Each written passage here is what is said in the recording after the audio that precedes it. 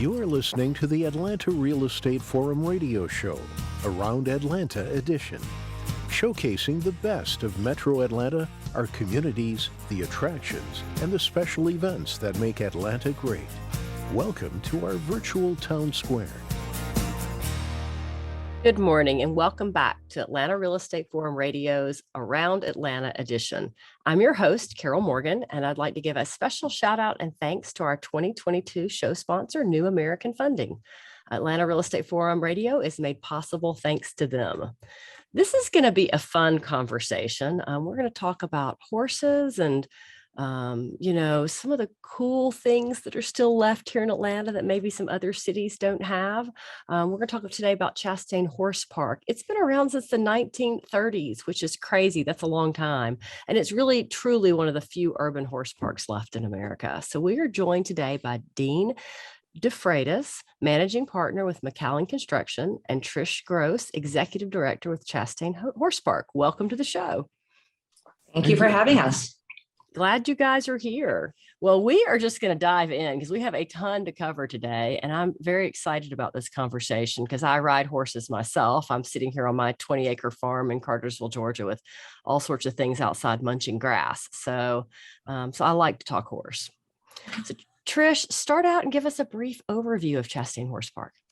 So as you mentioned, we are one of the last remaining horse parks left in America in the city. The only other one is outside of Dallas. So we've been part of the Atlanta community and the Atlanta landscape for pretty much 90 years. Wow. It has been used for various purposes, always equestrian related.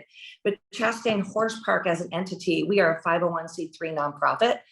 We serve children, teens, and adults with physical, cognitive, and emotional disabilities. We also have able-bodied programming in the form of a border program and a school program, and we have an event facility as well. Our therapeutic program is our North Star. It is our purpose and our mission. And within our therapeutic program, we provide therapy services, which is physical therapy, occupational therapy, speech therapy, all using the horses. Which is very interesting. We also provide adaptive horsemanship programming. And that is where we work with organizations such as Wellspring Living, who serves women and girls that are victims of sex trafficking. We're part of Children's Healthcare of Atlanta's outpatient day rehab program. We are part of the SHARE military initiative serving veterans, as well as the Wounded Warrior organization. And so much more. I will add one other thing, and that is we are part of PATH, which is a professional organization of therapeutic horsemanship, is an international governing body, and we are a premier accredited center, which means we're kind of at the top of the heap. We're kind of a big deal in our industry. Wow. I think you need to add a few more programs. It's mind-boggling what all you guys do.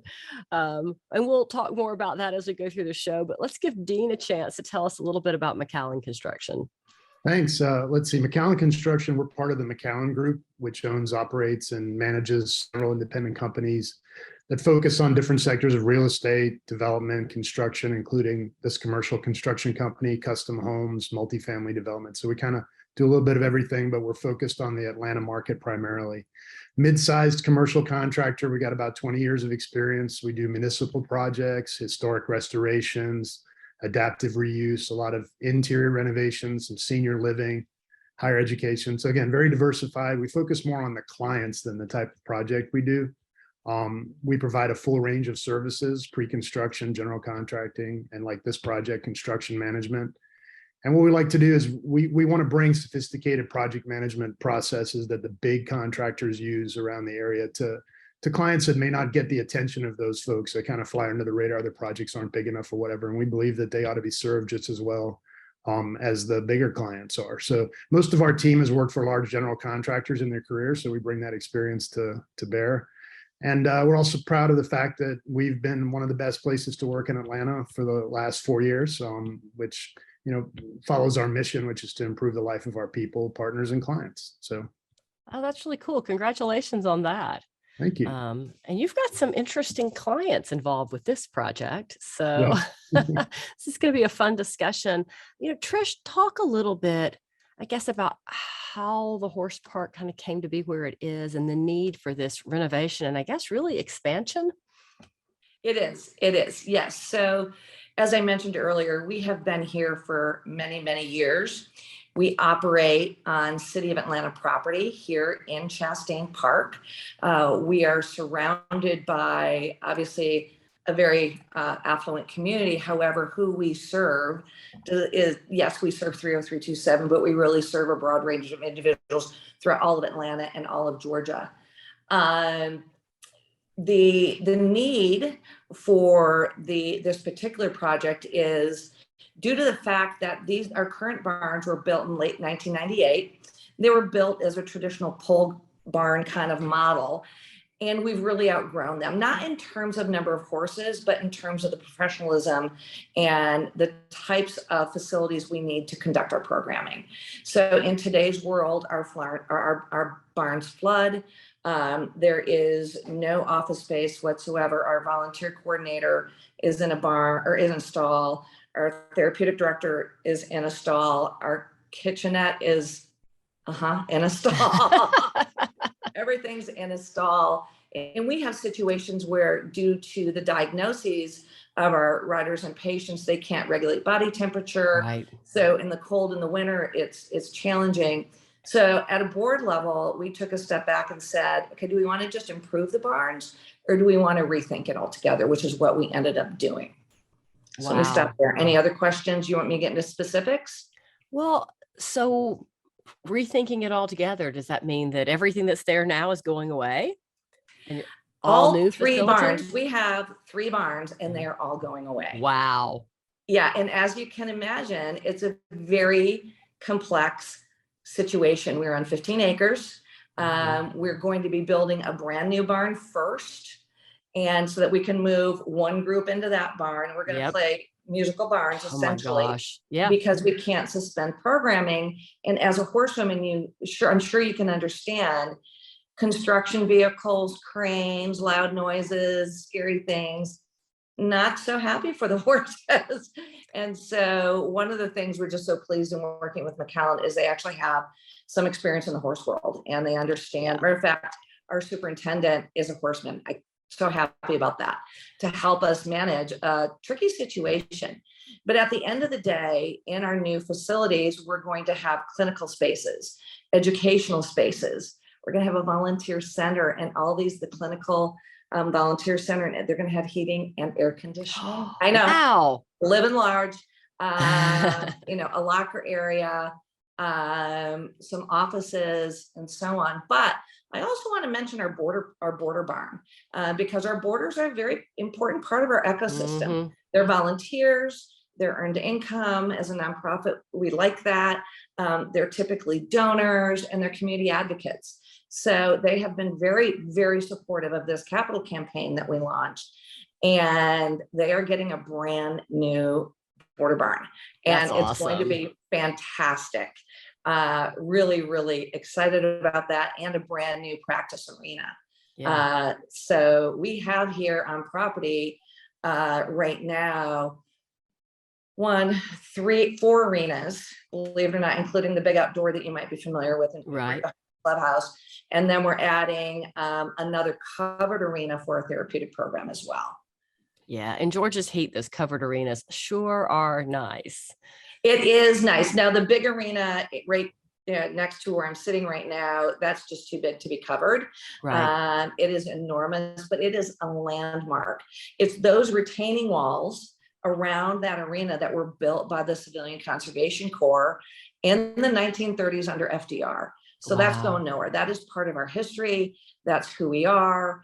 I've got pictures from back in the day of the Shriners being here in black and white, a girls' school being here.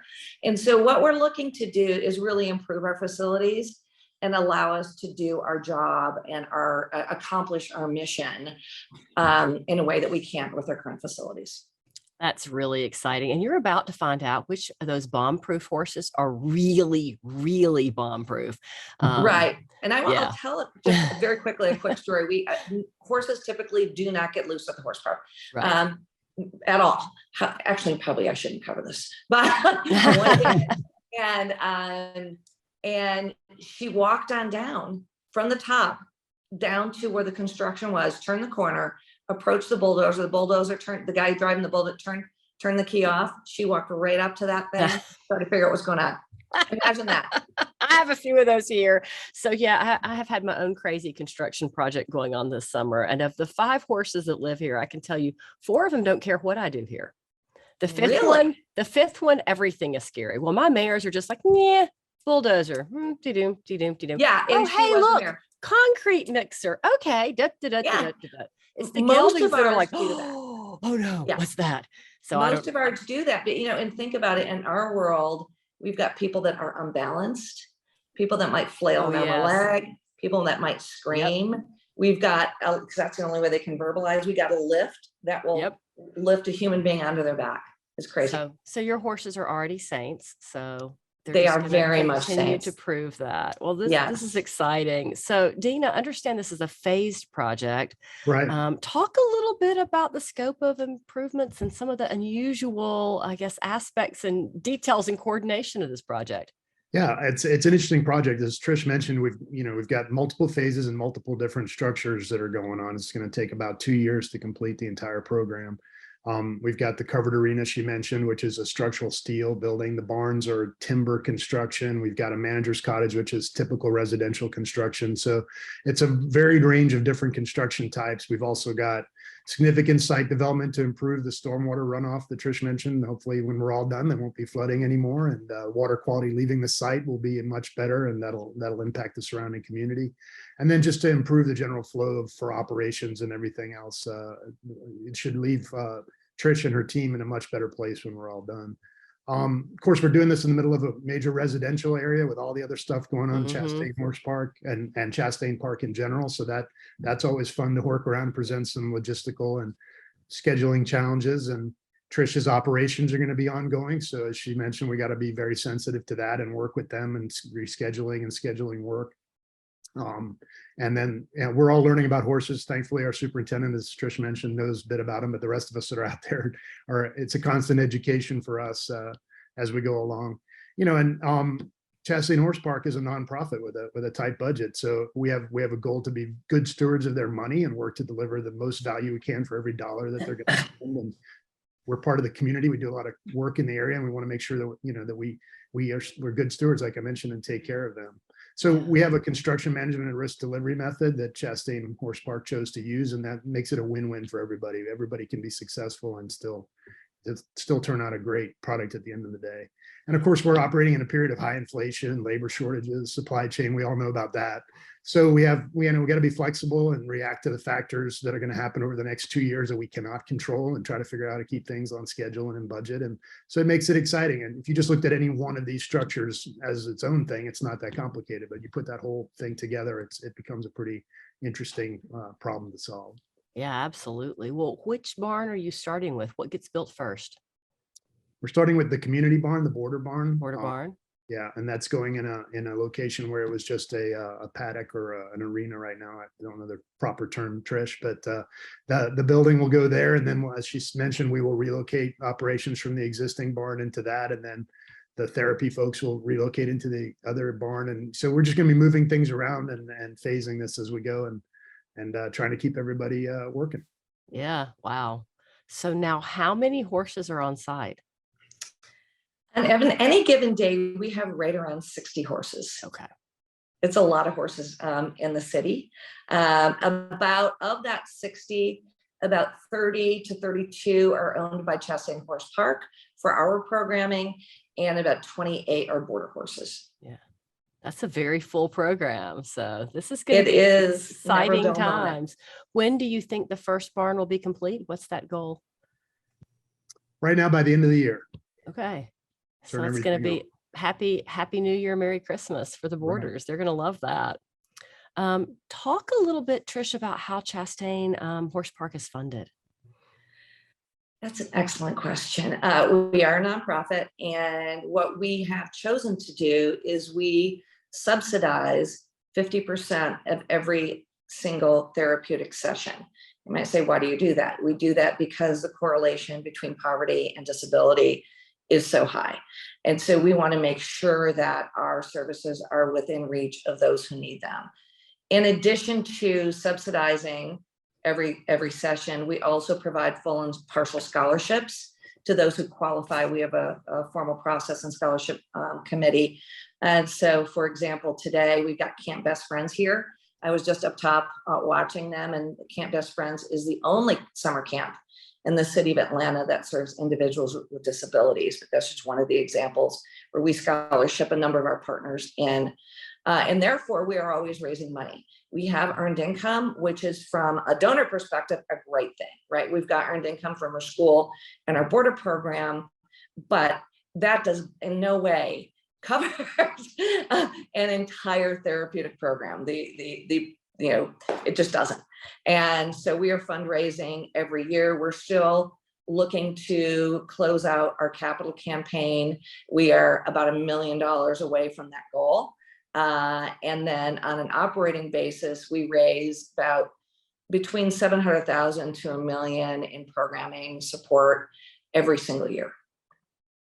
Wow. Horses are expensive. Therapeutic programs are expensive. Staffing is expensive. Facilities are expensive. I always kind of chuckle when people say, "Oh, well, they make so much money boarding horses." I'm like, no, nobody makes money boarding horses. Nobody makes money. It's in lessoning, it's in showing. And we're, yet at the same time, we have been this kind of joint world for years and years and years. And we really focus on a sense of community. Mm-hmm. Here at the horse park, we've got something for everyone and anyone. You want to learn to ride as an able-bodied kiddo, come on over. You've got a horse, you want the convenience of having a beautiful barn right here in the city, great. And last, but really by no means least, no matter your ability, we don't care if you're verbal, nonverbal, you can walk, not walk, you might be missing a limb. We have a place for you.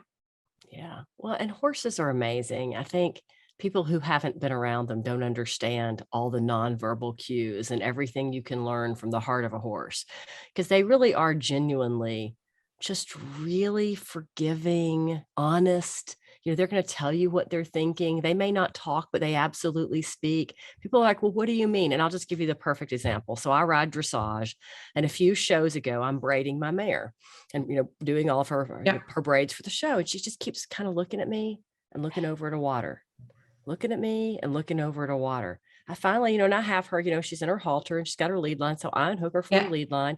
She walks around behind me, goes over and drinks water, looks at me again, drinks some more water, then comes right back to where she was. Like, "Thank you. Okay, I'll go back to eating hay now. I just wanted water." But she clearly told me, "I want water." And she's done it a couple of times since then, it shows. I mean, she may not speak, but if you're listening, they all speak.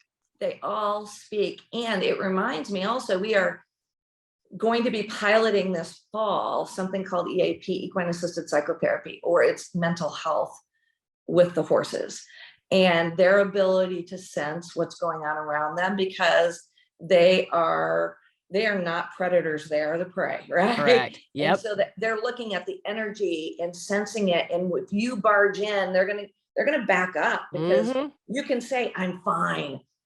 They're going to back up. They're going to give you great back. You're not fine. You're giving to them. Yeah. And so we have a number of professionals that we're partnering with, and we're really excited about our mental health program pilot. Yeah, I think that's going to be fantastic. You learn so much from them. I always laugh, and everyone's like, they talk about therapy, and I'm like, well, my therapy is a horse. I've never needed a therapist because I spend so much time with horses. They keep me happy and balanced. And, I always say that if I'm having like a creative, downturn and trying to come up with something and can't come up with it, then, go outside and spend some time with the horses. And the next thing you know, that idea you've been searching for pops right in your head. So, true. Yeah. Well, Dean, talk a little bit about the attraction of this project to Macallen and why you guys are excited to be involved, because it's huge and it's very different, I think, than what you all kind of do day to day. Yeah. And really, frankly, that's the attraction. I mean, like I said, we're part of the community and we always want to be giving back and participating in things that have impact on people's lives. That's what construction, can be a kind of like you said, cookie cutter type industry, but we like to focus on projects that are different and problems that can be solved. And this is a complex, interesting problem for a great group of people that needed some help. And so, we're obviously in it for profit as well. I'm not going to pretend that we do this altruistically, but if we can meld all those things together, it just makes, life a lot more fun and interesting, and makes coming to work an easier thing to do every day. So that's what attracted us to the project. We actually got into it through our home building division, because we had some relationships from our custom home division in the area and some of the people on staff, and that's how we were introduced to it. And our commercial construction company was able to get involved, and I hope we're adding value. And now, as we're coming into the construction process, we'll be able to show what we do. Yeah, I'm super excited to see the finished project, or even to see, the in process as you all finish, the individual pieces of it. Yeah.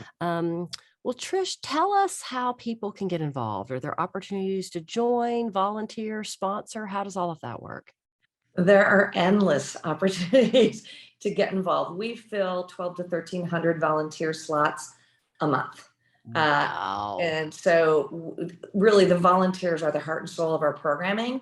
Volunteering can take the form of being a sidewalker, no horse experience required. We train. We have a need for horse leaders. These are people that have horse experience, and their job is coming to the barn, getting Libby out of her stall, making sure the Libby we're looking at today is similar to the Libby we've seen in days past, making sure that horse is ready for that program. We have barn openers. We need barn closers. It never ends. The minimum age is 14, and that is to interact with the horses. But we also have relationships with Girl Scouts and Boy Scouts. We have a number of gold awards and amazing projects. One of the most recent was they built a stand in our therapeutic arena, really right along the fence, with a mirror. It has to be 8 foot by 6 foot, so that our kiddos with disabilities, they can see what sitting up looks like. They can see themselves. They can, and that's an invaluable tool. That was a volunteer project. That's cool. And then we always need somebody wants to come and clean tack, organize a tack room, organize a storage room, replace tack, figure out what needs to be replaced and not. We need it all. And the best way to reach us is volunteer@chastainhorsepark.org email. Because that just reach out if anyone's interested, and you'll be able to get connected to our organization, which will give lots of options. We also have community service days where corporations might want to come in, and maybe we actually have a sensory trail behind our barns. Yes, here in the city, we have space for a sensory trail, maybe cleaning around the sensory trail, repainting the sensory trail, just all the things that are in there, repainting the fences. And for the corporations, because we have an event facility, you could have a meeting and then go out and we also do team building with the horses. So there's really unlimited options to get involved at the horse park. Wow. Yeah. As I started the show, I said you needed to add a few more programs. You're continuing to tell me about more programs you have. I think there's literally, as you said, something for everything there. So thank you. Well, this has been a great conversation. I think that the three of us could talk the rest of the day, but sadly we are running out of time, and I want to make sure you have time to give our listeners information on how to reach you. So let's just start with Trish. How can our listeners get more information on Chastain Horse Park? Feel free to give website, phone, and social. Yeah, so the best way is through our website is www.chastainhorsepark.org. It's also Chastain Horse Park on Facebook and Chastain Horse Park on Instagram. We don't do that much with Twitter. So we are a group of 15 people in total running the horse park. So we're a little slim. And speaking of that, if anybody wants to volunteer social media support or marketing help, by all means, give us a call. Excellent. Okay. Dean, let us know how we can get more information on Macallen Construction. Yeah, again, the website's probably the best place to start, macallenconstruction.com, or if you go to macallengroup.com, you can get more information about the entire Macallen Group organization and all the different things we do. And we have links to all our social media on the website. We're pretty active in LinkedIn, Facebook, and Instagram. So got a broad range of ways to find out more about us, and looking forward to hopefully talking to some folks. Yeah, well, I am looking forward to checking out the social media and seeing some progress photos as this project comes along. So make sure you all are posting there so that all of your loyal fans can stay up to date on everything going on. And Carol, we need to get you out here. I need to come visit. It's been a long time. I have a very dear friend that rode there for years and years and years. She's not there anymore, but it's been a while since I got down there. So Yeah, you would love it. You would love it. Yes. Oh, absolutely. I will be drooling over the new facilities, I'm sure. So yeah, but I can't wait to see it. So, well, with that, this wraps this week's All About. See, I'm doing it. Sorry, I'm the one messing up. That wraps this week's Around Atlanta edition of Atlanta Real Estate Forum Radio. I want to thank Dean DeFreitas, Managing Partner of Macallen Construction, and Tricia Gross, with Executive Director of Chastain Horse Park, for being guests this week. And on behalf of our show sponsor, New American Funding, I'm your host, Carol Morgan. Thank you so much for tuning in. If you enjoyed today's show, then you can go to iTunes and give us a positive rating and review. If you want to follow along with the conversation, then you can download for free our shows on iTunes, Stitcher, or Spotify. And lots of our episodes are also available on YouTube. So go to YouTube and click that little notification bell at the top so that you don't ever miss an episode. If you're interested in being on the show, contact me, Carol, at denimmarketing.com via email to find out how you can participate. Thank you so much for listening. I look forward to seeing everybody right back here for our next episode.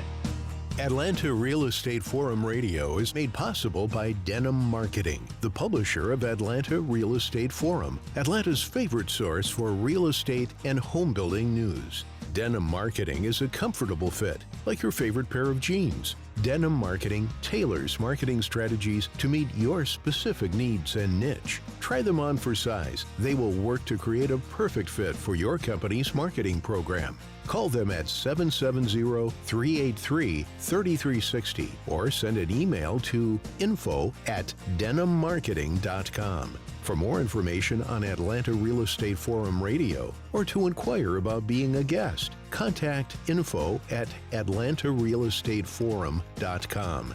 Check out the radio show by visiting atlantarealestateforum.com or by listening to the show on your favorite podcast app. And if you enjoyed today's broadcast, we'd sure appreciate a rating and review on iTunes. Thank you again for listening, and we'll see you next time on Atlanta Real Estate Forum Radio.